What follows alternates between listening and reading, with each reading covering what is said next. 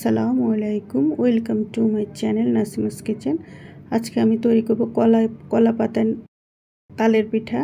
কলাই পাতা তালের পিঠা তৈরি করার জন্য আমার যা যা লাগছে, সবার আগে আমার লাগবে কলা পাতা। আমি কলা পাতাগুলো এভাবে টুকরো করে নিয়েছি, ধুয়ে পরিষ্কার করে নিয়েছি। এগুলো আমার ছাদ বাগান থেকে নিয়েছি। আর আমি তালের রস নিয়েছি 3 কাপ, চাউলের গুঁড়া নিয়েছি 3 কাপ, চিনি 1.5 কাপ, নারকেল এভাবে স্লাইস করে নিয়েছি 1/2 কাপ,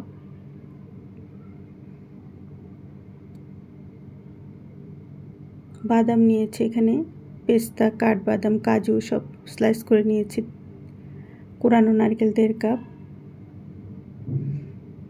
গুঁড়ো দুধ 1/2 কাপ, কিশমিশ এটা পছন্দ মতো, 1/2 চামচ বেকিং পাউডার, লবণ স্বাদ মতো। বিসমিল্লাহির রহমানির রহিম। এটা বাটি নিয়ে নিলাম। এখানে আমরা চালের গুঁড়াটা দিয়ে দিচ্ছি কোরানো নারকেল, বেকিং পাউডার,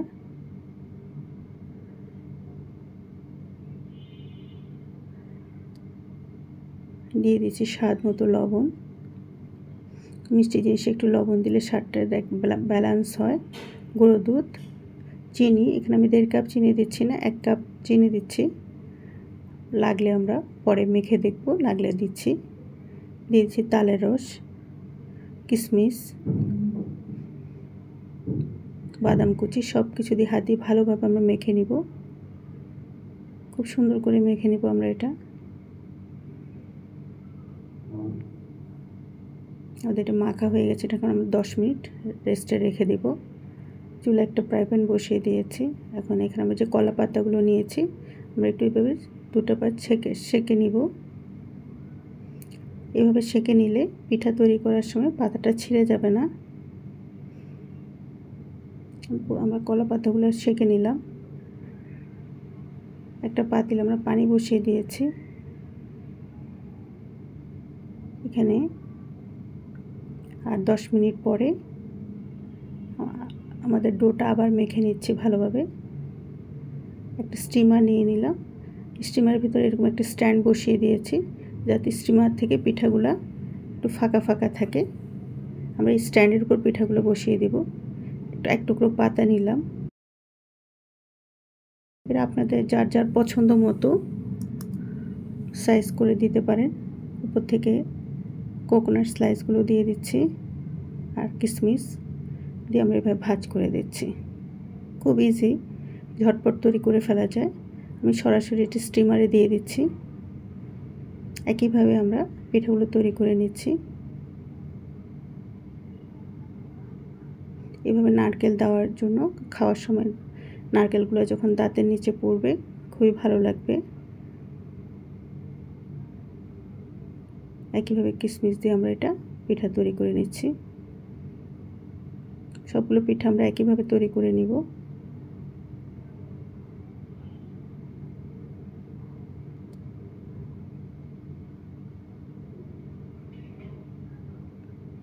এই পিঠে কলা পাতার যে একটা সুন্দর অ্যারোমা থাকে।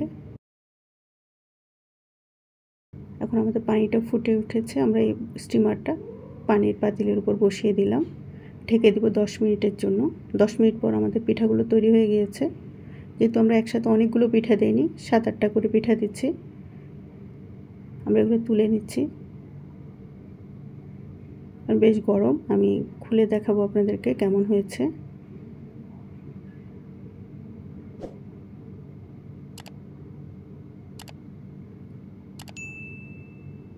এখন আমরা আবার স্টিমারে বাকি পিঠাগুলো বসিয়ে দিচ্ছি।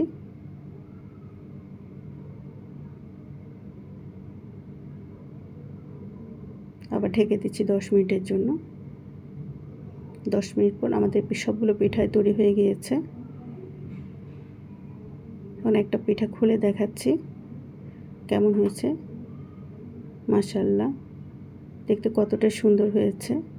খুব সুন্দর একটা অ্যারোমা, কলা পাতা, তাল সব কিছু মিলে। এখন আমরা একটা সার্ভিং ডিশে সার্ভ করে দিচ্ছি। তৈরি হয়ে গেল আমার দারুণ স্বাদের তালের পিঠা।